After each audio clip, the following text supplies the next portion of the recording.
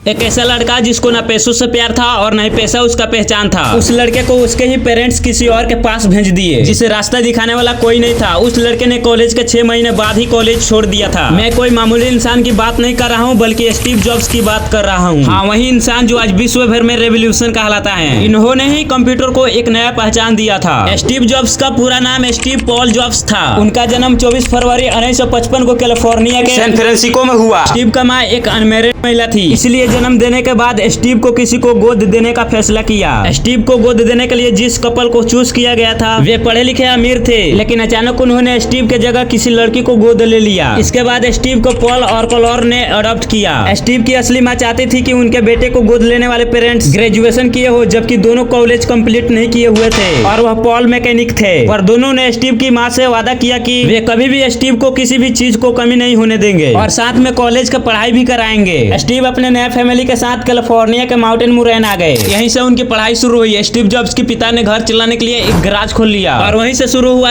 Steve का electronic सफर। Steve ने electronic के साथ छेड़छाड़ करने लगे और धीरे धीरे इसमें उनका इंटरेस्ट बढ़ने लगा। स्टीव जॉब्स काफी इंटेलिजेंट थे। 13 वर्ष की उम्र में उनकी दोस्ती होती है स्टीव वोजनियाक से। वोजनियाक का भी दिमाग स्टीव जॉब्स की तरह बहुत तेज था और उन्हें भी इलेक्ट्रॉनिक से बहुत ज्यादा प्यार था, इसलिए दोनों का बहुत जल्द ही दोस्ती हो गई। हाई स्कूल की पढ़ाई के बाद स्टीव बीडी स्कूल में ज्वाइन किए, जिसकी फी बहुत ज्यादा थी और स्टीव के माता पिता बहुत मुश्किल से खर्चे चलाते थे। जल्द ही स्टीव को एहसास हुआ कि मुझे पढ़ाई में मन नहीं लग रहा है और साथ में कॉलेज की फी भी बहुत ज्यादा है और 6 महीने बाद ही कॉलेज छोड़ दिया। कॉलेज छोड़ने के बाद स्टीव ने कैलिग्राफी क्लास ज्वाइन कर ली। आज इसी कारण हम अपने कंप्यूटर में इतने सारे फॉन्ट यूज करते हैं। उस समय स्टीव के पास बिल्कुल भी पैसे नहीं थे, जिस वजह से अपने दोस्त के कमरे में बेड के बगल में सोते थे। उसके बाद उन्होंने कोका कोला का बोतल बेचना शुरू कर दी। इन बोतल्स को बेचकर जो पैसा आता था उन पैसों से अपने पेट भरते थे। फिर स्टीव जॉब्स और स्टीव वोजनियाक एक बार फिर से अच्छे दोस्त बन गए। जहां दोनों का इंटरेस्ट इलेक्ट्रॉनिक में था, वहीं इन दोनों ने एक कंप्यूटर बनाने का फैसला किया। दोनों ने मिलकर स्टीव जॉब्स के गैराज में एक कंप्यूटर बनाया जिसका उन्होंने नाम दिया एप्पल। इसे बनाने के लिए दोनों ने कुछ सामान बेचकर पैसा इकट्ठा किए थे और अपने जुनून को वह हकीकत में बदल दिया था। एप्पल कंप्यूटर को छोटा, सस्ता और ज्यादा फंक्शनल बनाया गया था। उनकी टेक्नोलॉजी को बहुत ज्यादा पसंद भी किया गया और इसे दोनों ने कई लाख डॉलर्स भी कमाए। 10 सालों में एप्पल एक जानी मानी कंपनी बन गई थी, लेकिन एप्पल 3 और लाइजा का प्रमोशन हुआ तो कंपनी घाटे में चली गई, जिसके लिए स्टीव को जिम्मेदार माना गया। फिर स्टीव को 15 सितंबर 1985 को कंपनी का बोर्ड ऑफ डायरेक्टर ने कंपनी से निकाल दिया। इस समय स्टीव अंदर से बहुत ज्यादा टूट गए थे, लेकिन उन्होंने फिर भी हार नहीं माने और हिम्मत जुटा के एक नई शुरुआत की। स्टीव ने एक और कंपनी की शुरुआत की जिसका नाम रखी नेक्स्ट। नेक्स्ट का पहला प्रोडक्ट हाई और पर्सनल प्रोडक्ट था। अपने प्रोडक्ट को लॉन्च करने के बाद भी नेक्स्ट कुछ ऐसा खासा नाम नहीं कमा पा रही थी, क्योंकि पहले ही एप्पल ने पूरी मार्केट पर कब्जा किया हुआ था। लेकिन उन्होंने अभी भी हार नहीं मानी और नेक्स्ट को एक सॉफ्टवेयर कंपनी में बदल दिया। उसके बाद तो मानो स्टीव की जिंदगी ही बदल गई। इसके बाद स्टीव ने इतने पैसे कमाए कि 1986 में $10 मिलियन